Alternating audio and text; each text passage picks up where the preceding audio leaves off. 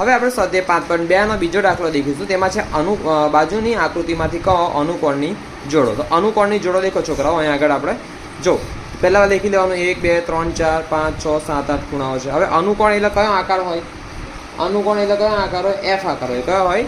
F આકાર હોય. એટલે કહો કે છોકરા પહેલાં આકૃતિ કમ્પ્લીટ મોડે કરો તો તમને આમાં સમજ પડશે, બાકી ડાયરેક્ટ ઉપરથી જ જશે કે આ શું કહેવા માંગે. જો તો જ્યાં જ્યાં એફ દેખાય ને ત્યાં જો આ એફ દેખાય છે, ઉલટો એફ દેખાય છે ને. હા, તો કયો છે એફમાં? આ ખૂણો કયો છે? ખૂણો 8, ખૂણો 4.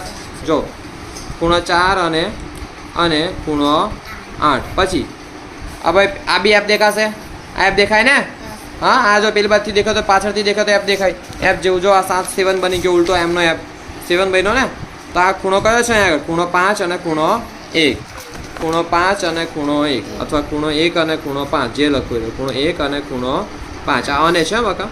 ચાલો પછી જો આમનો પણ એફ, આમનો એફ બને છે ને, એફ બને છે ને રિસલનો. આવાથી ચોખ્ખું દેખાય. તો ખૂણો 2 અને ખૂણો 6. ખૂણો 2 અને ખૂણો 6. પછી આ જો આ એફ બને છે તો સાતરો બને છે. એફ અથવા પેલી બાજુ 3 અને ખૂણો 7. ખૂણો 3 અને ખૂણો 7. ખૂણો 3 અને ખૂણો 7. ખૂણો 3 અને ખૂણો 7. ખૂણો 3 અને ખૂણો 7. ખૂણો 3 અને ખૂણો 7. ખૂણો 3 અને ખૂણો 7. સિમ્પલી. તો આ જો કેટલા આ એફ બન્યું બરાબર ને. તો આટલા ચારેય ખૂણા તમને 4 જોડ મળે છે અનુકોણની. હવે અંતઃયુગ્મકોણની જોડ. અંતઃયુગ્મકોણ એટલે યુગ્મકોણ કયો આકાર હોય? બોલો ધોરણ 7. કયો આકાર હોય? ઝેડ આકાર. તો ઝેડ આકાર ક્યાં ક્યાં બને? ઝેડ આકાર હોય, એન આકાર હોય, ઉલટો ઝેડ હોય, ઉલટો એન હોય.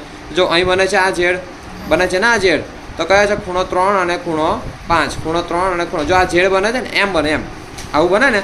તો આપણે આ ખૂણો દેખવાનો અને આ ખૂણો અને આ ખૂણો. તો એક ખૂણો તો આવી રહ્યો અને બીજો ખૂણો આવી રહ્યો. એક ખૂણો આવી રહ્યો અને બીજો ખૂણો આવી રહ્યો. એક ખૂણો આવી રહ્યો અને બીજો ખૂણો આ રહ્યો. દેખાય ને તમને? તો ખૂણો 3 અને ખૂણો 5.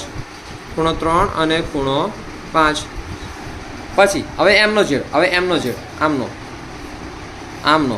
તેમાં આ ખૂણો દેખવાનો, આ ખૂણો. તો આમનો આ ખૂણો કયો છે? 2. કયો છે? 2. અને આમનો આમથી આમ થાય તો કયો છે? 8. ખૂણો 2 અને ખૂણો 8. પરીક્ષામાં તમે અને લખજો, હું આવું ચિહ્ન ના પડતા. એમાં જગ્યાનો થોડો પ્રોબ્લેમ છે એટલે હું આવું લખું છું.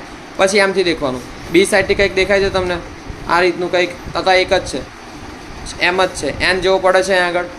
એન ક્યાં પડે છે? લા હા, એન જેવું નહીં પડતું. ઠીક છે, આ સીધી આકૃતિ તમને ખાલી ઝેડ જ દેખાય છે. તો આપણે અટકવાનું.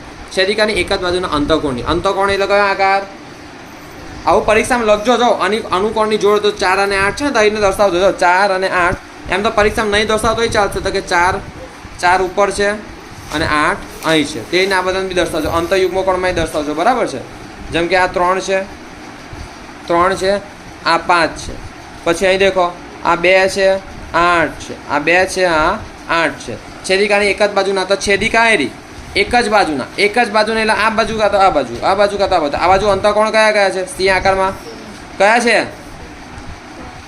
3 અને 8. 3 8. તો લખવાનું 3 અને 8.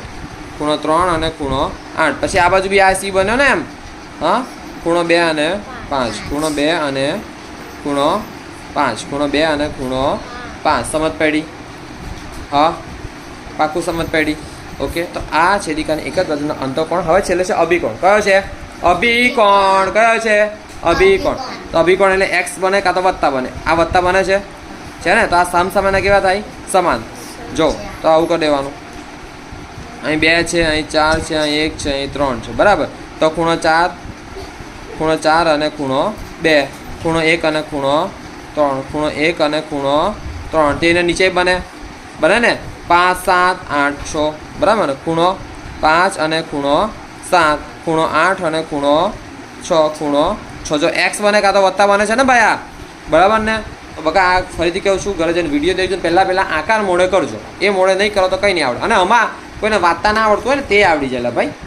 હા, સમજવાનું છે ખાલી. મહેનત હોય તો બધું આવડી જાય. ક્લાસ પૂરો.